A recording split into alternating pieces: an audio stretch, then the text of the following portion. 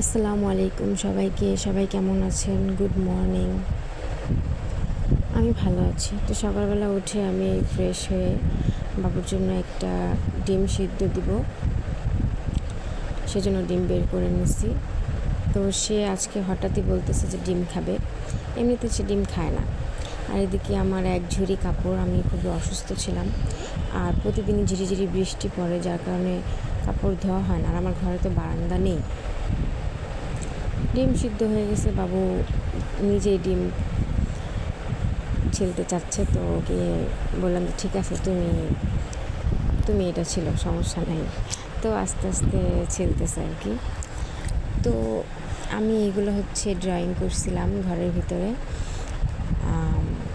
অনেক শখ করে করছিলাম। আসলে আমরা এই বাসাটা ছেড়ে দিব, এই 1 তারিখে আমরা নতুন বাসায় উঠব, তাই খুব খারাপ লাগতেছে।